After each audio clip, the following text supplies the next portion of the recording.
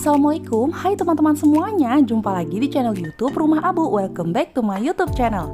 Pada video kali ini aku akan sharing resep nasi kebuli nih teman-teman. Pastinya praktis banget karena aku bikin nasi kebulinya ini via rice cooker. Karena momennya pas banget mau Idul Adha, buat teman-teman yang bosen daging kurbannya di sate, bisa banget cobain kalau daging kurbannya dibikin nasi kebuli aja. Di sini aku bikin nasi kebuli daging kambing, tapi kalau teman-teman mau ganti menggunakan daging sapi ataupun daging ayam juga boleh banget. Oke, langsung aja buat teman-teman yang penasaran, ikutin terus videonya dari awal sampai akhir, jangan di skip ya. Dan buat teman-teman yang belum subscribe, boleh minta dibantu subscribe-nya. Kalian juga bisa like, komen, dan share video ini.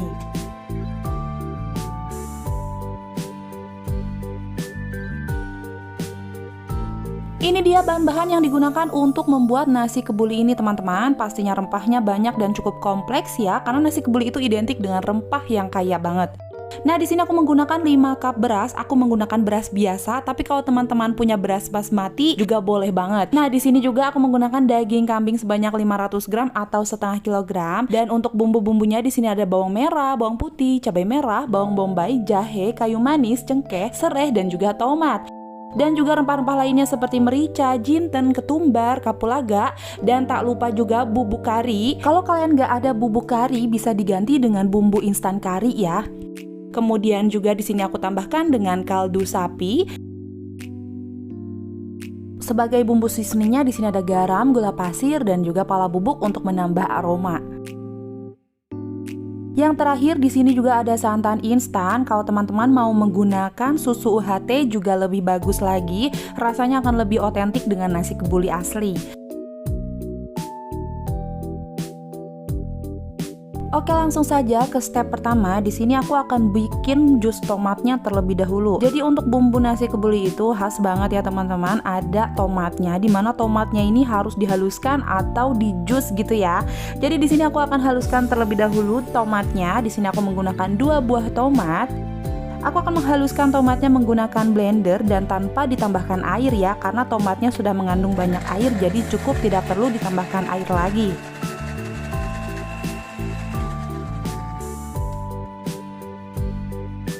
Kalau tomatnya sudah halus, langsung sisihkan jus tomatnya ke dalam wadah.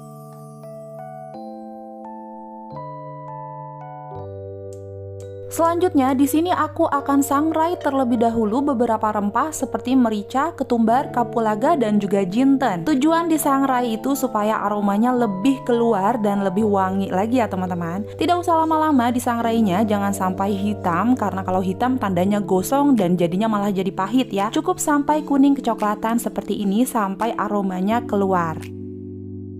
Lanjut, sekarang di sini aku akan olah bumbu halusnya seperti bawang merah, bawang putih, cabai, jahe, dan juga bumbu-bumbu rempah yang tadi sudah disangrai. Untuk bumbu rempahnya boleh banget kalau mau diulek terlebih dahulu baru dimasukkan ke dalam blender dan dicampur dengan bumbu halusnya, atau boleh banget kalau mau langsung di blender seperti aku ya.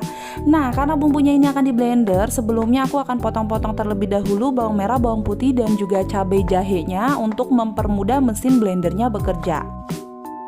Di sini aku menggunakan 1 buah cabai merah lokal, dan sifatnya cabai ini opsional ya teman-teman. Kalian boleh pakai, boleh juga enggak. Di sini aku pakai cabai karena aku ingin nasi kebulinya itu nanti warnanya lebih cantik. Makanya di sini aku gunakan cabai merah lokal. Jadi kalau kalian mau tambahkan cabai supaya warnanya lebih cantik seperti nasi kebuli aku, bisa banget tambahkan cabai merah lokal ya. Jangan gunakan cabai keriting atau cabai merah Tanjung. Nah, di sini tak lupa masukkan rempah-rempah yang sudah disangrai, kemudian beri sedikit air dan juga garam. Langsung saja dihaluskan di blender bumbunya sampai benar-benar halus.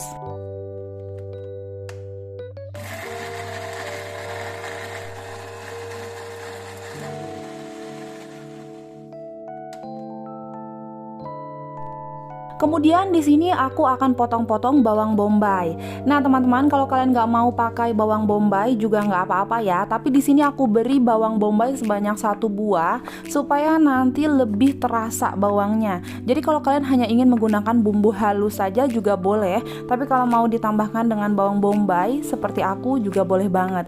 Jadi bawang bombaynya ini cukup diiris-iris saja karena nanti akan kita tumis. Karena memang biasanya dan umumnya nasi kebuli itu menggunakan daging kambing, makanya di sini rempahnya harus sangat kuat dan terutama juga taste dari bawangnya itu harus bener-bener terasa.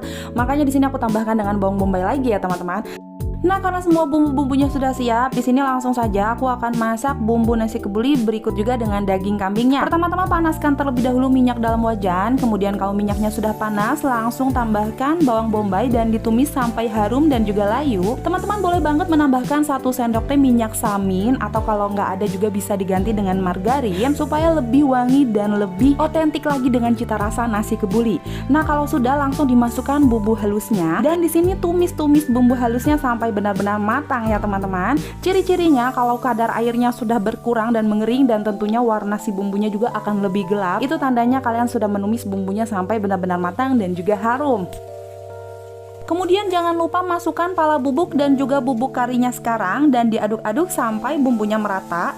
Sekali lagi kalau kalian nggak punya bubuk kari bisa diganti dengan Indofood kare instan ya. Nah langsung saja dimasukkan kayu manis, cengkeh dan juga serehnya. Kalau teman-teman ada bunga lawang di rumah juga lebih bagus lagi ditambahkan bunga lawang ya. Karena aku stoknya lagi kosong jadi aku nggak pakai bunga lawang.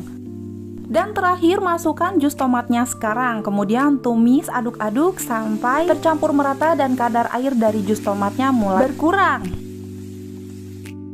Lanjut masukkan 500 gram daging kambingnya, kemudian aduk-aduk sampai bumbunya terbalurkan secara merata ke setiap bagian daging kambingnya. Untuk daging kambingnya di sini aku menggunakan daging kambing yang ada lemaknya ya teman-teman, dan juga sudah dipotong-potong kecil seperti tadi. Lanjut jangan lupa tambahkan dengan air secukupnya dan diaduk-aduk sebentar, lalu masak daging beserta bumbunya ini sampai dagingnya benar-benar matang dan juga empuk. Dan jangan lupa untuk menambahkan bumbu seasoningnya seperti garam, gula pasir, dan juga kaldu sapi bubuk.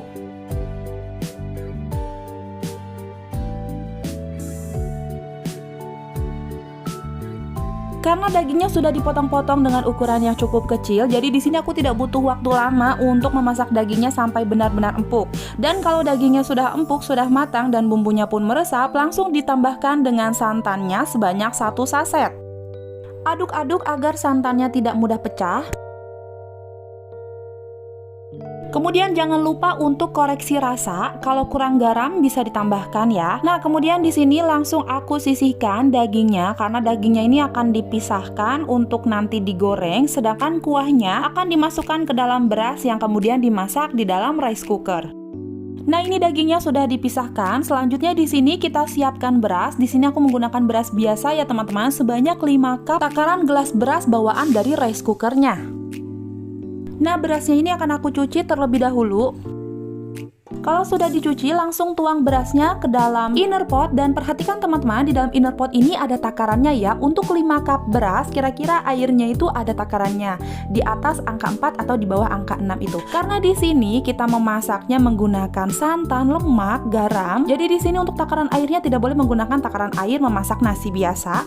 Tentunya harus dilebihkan. Di sini akan aku masukkan dulu bumbu dari nasi kebulinya dan airnya ini. Teman-teman gak usah khawatir kalau misalnya airnya kurang. Kita tuang saja semua dan dilihat lagi. Kalau misalnya ternyata di sini masih di bawah angka 6 karena aku menggunakan 5 cup beras, jadi airnya harus dilebihkan sampai angka 6. Di sini langsung aku tambahkan dengan air panas sebanyak 2 cup dan di sini sudah pas ya di angka 6. Jadi dilebihkan takaran airnya. Kalau misalkan takaran nasi biasa tadi harusnya di angka 5, tapi aku lebihkan sampai di angka 6. Karena tadi airnya kurang dan aku tambahkan lagi dengan air panas, berarti pastinya kurang asin ya. Jadi masih kurang asin, otomatis akan aku tambahkan dengan garam dan juga kaldu sapi bubuk. Kemudian koreksi rasa lagi, kalau rasanya sudah pas baru bisa langsung dimasukkan ke dalam rice cooker dan dicetrekin deh ke mode cooking.